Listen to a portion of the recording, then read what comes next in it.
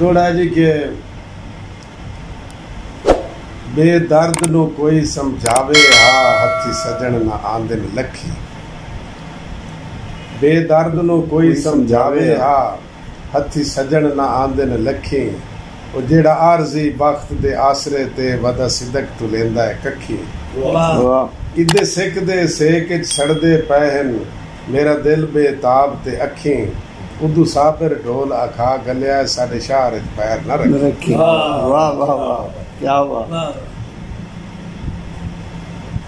और जी के कदी असी भी ठाठ दे वसदे हासे जिवें अज पिया वसदा तू है।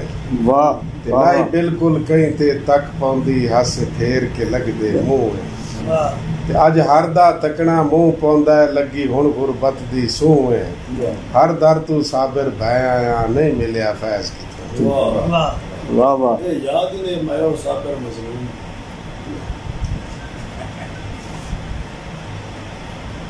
इन्हें उतू उतू ढोल भी लाई रखना है टूटू क्यों नो रखदा सो है। उसे इन्हें उतू उतू ढोल भी लाई रखना है ढिडू क्यों नो रखदा सो है। भला सोच ते सही साडी नौकरी विच कदी आया है फर्क किथों है। ते कुछ रख लै लाज गरीबियां दी कस ला नहीं चन हबदू है। मत हुसड़ के साबिर आख न बह मेरा कुछ नो लगदा तू। वाह वाह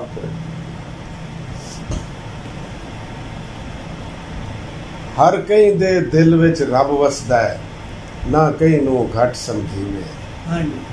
हर कई दे दिल विच रब वसदा है ना कई नू घट समझीवे। मखलूक दा वाली डाटा है ओदी पकड़ तू ढेर धरीवे। ते जेड़ा अदब तू कर लै सिर नीवा ओनू थाना मार गतीवे। उत्थे साबिर लड़न नाजायज होंदा है हक होंदा है पके छुड़े। वाह वाह वाह बस याद नहीं वो जो शुरू तो जेड़ा पहला सुनाया ना तुसी रिवाज वाला कायनात विच आम रुसेमियां दा क्यों रब साईं गलत रिवाज है। वाह जद लगदे वे दिंदे नीवे हिन वहंदे बदल मिजाज है। या खत्म रुसेमे कर मालिक या दस कोई होर इलाज है।